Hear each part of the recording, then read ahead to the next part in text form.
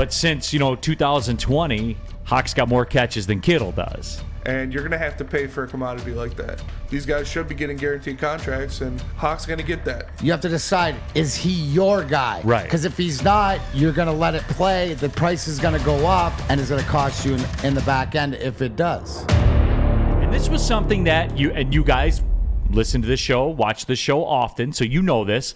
It's something that I've talked about for a long time. And it's something that some of you have said, why do we got to talk about this again? But I hadn't heard it or seen it discussed a lot in the mainstream media until, lo and behold, D-Mac, as I texted you guys immediately after receiving this, got an alert from The Athletic. And well, Mr. Spencer Raxter, the quote of the story was, does the Lions' TJ Hockenson deserve $60 million while a long-term deal could get costly? And they went on in the story to outline some of the reasons as to why Hockenson should be in that air with the George Kittles, approaching the Travis Kelce's. And they didn't say he was on that level. They said he was in the ballpark, though, did they not? They did. He's definitely in the ballpark. Like I said, we've talked about it. I said I think he's, around. He can be borderline top 5 tight end in the NFL when he's healthy, when he's playing well. And you're going to have to pay for a commodity like that. Especially if he's a little bit injury prone, to which he is, he's going to want guaranteed money. Yeah, well, and that's the thing. That I've noticed that doesn't really come into play as much. You know what I'm saying? Like the market, because all it takes is one team to want you bad enough. Yes. That's all it takes. Oh, for sure. And then the next thing you know, that's the market. All you need is, Hunter Henry and Jonnu Smith to both get paid $14 million by the Patriots, and then a guy like Hockenson, who I think is, when healthy, better than those guys, is going to expect more. And with how the NFL is going now, with guaranteed money, fully guaranteed contracts, which they should, because the NFL is, one of the most dangerous sports out there, where you can literally die on any play. So these guys should be getting guaranteed contracts, and Hawk's going to get that. He's going to get it, and I don't know if it's going to be from the Lions. I'd like the Lions to sign him. I think he's an important part of our offense, especially now we can utilize him with the threats we have on the outside, but he's definitely going to get that money from somebody. It's just if it's going to be the Lions or not. Let me ask you a question. So what does he have left on his deal? So coming into this year, they already picked up the 5th-year option for next year. Okay. So coming into this year. So in doing that, let's look, right? Because they picked up the 5th-year option, that buys them more time to see what they have with him, correct? It buys them a season, yeah. Buys them a season, right? Because can we not agree, right, that we don't know if Hockenson is the guy or isn't the guy at tight end? But with what has been put around him, with the focus on Goff, with the receiver in Williams, with Amon-Ra St. Brown, with Swift being healthy, with the 3rd best line in the league or whatever like that, aren't our expectations of what we expect him as a first rounder or being that guy, this is a season for him to show if he's that guy? So what they've done, if we're entering into the question, is he going to get paid as one of the top 5 tight ends in the league? Because we don't know yet, because they've set it up to prove to us that you are that guy. Isn't this a show me? Show me. Isn't this a show me season? Well, we reached out to Rick Ross for comment. Oh, okay. Rick Ross said show us. That's what I mean. Isn't that what it's setting up to be, right? So yes, if you were just, doesn't this buy, tell me, am I seeing this right or am I seeing this wrong? Does this not buy this season for Brad Holmes to do his evaluation to see if this is the guy you want to put that money on? So isn't this conversation more for next year? I don't think so, and here's why. This is my rationale. You tell me if I'm crazy or if you agree or whatever. I don't think it is. I think this is very much a now thing. Because if you're a buyer, if you're a believer, and I encourage you to go to The Athletic and read the story about it, and they put out such a compelling case that even I like double clutch. I mean, when you start stacking up the numbers, and look, Kittle had an injured season, but since 2020, Hawk's got more catches than Kittle does. And look, I know, hey, and I know all of you out there watching right now had the exact same reaction that Sam Flannel just did right now with the curling of the upper lip on the right side of your mouth, just like you're borderline sick by it. Like I understand that. And I don't disagree with you guys, but we're seeing this already. And here's my point, D-Mac. I'll land the plane now. I think it's up to you in terms of if you're a believer, if you're a buyer, if you're, I don't know, an NFL GM, and you say TJ Hockenson is part of our long-term plans, here and now, every day you wait, it gets more expensive. So is this pre-Goff? Is this the pre-Goff? What do I mean? Is this what you're dealing with? Is this what we're waiting for to see for if Goff's going to be our quarterback to the extension?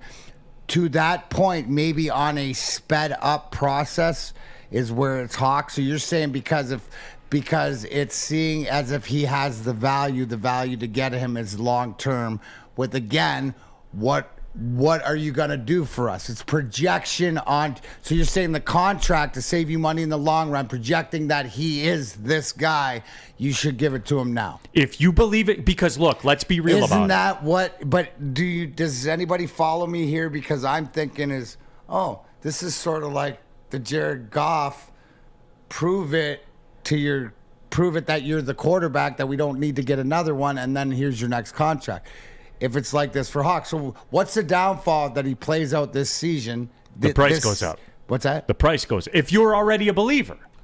See, if you already believe, i.e. if Brad the price Holmes goes up. So you would say that if he gets off to, so in saying that, because you're the draft capital salary cap guy, okay? What I'm hearing from you is that we have to take a deeper look into Hockenson to say if we have to commit to him. Yes. So right now it's sort of like you have to commit whether he is the guy or not, right? You have to decide, is he your guy? Right. Because if he's not, you're going to let it play. The price is going to go up, and it's going to cost you in the back end if it does. And see, here's the thing. And look, so which drinks. way would you rather have it, Neil? Like, here's the thing when it comes to it. Do you want to go on what you think you're going to get, what you trust in Brad Holmes thinks he's going to get, or do you want him to prove what you've got and pay extra? And that's what it is. Well, do you want to buy insurance against blackjack? What do you want? 16, you hitting or are you staying? I think it's more of a question of the dealer has an ace showing. Do you want insurance? You know what I'm saying? Like I think you have an 18. And do you want to buy insurance? Like, I think that's what it is. Never sure. Never buy insurance. Never buy insurance. But I'm saying to your point, because here's the thing. If they also have to evaluate, is there other Hawkinsons out there? Right? Or is he special? So if you want to see it locked in, so the commitment, am I hearing you right, Neil, that they're going to have to make a decision and a commitment on Hockenson probably before the fan base is comfortable with it and before they commit to Goff or another guy? Is he becoming their priority? That's the question I'm asking. Because that's the way that's the way this stuff works. Is he their number one priority to make a decision on? Because to me, they haven't made a decision. If you made your decision, you don't extend them, you give them the contract then, right? Because then it would be cheaper. To me, it's sort of up in the air. I see it more of a go out, produce with what we have, with our mindset, with Ben Johnson and all this new thing, how the new weapons, and then you know what? You go out and prove it. We're willing because I think that we'll have to pay you more on the back end. So in saying that, right? If you had to pay Hockenson because you're comfortable with he's your tight end to get you not only to the playoffs, to win playoff games, and you think he is that guy along the top 5 guys in the league, then you could pay him $15 million.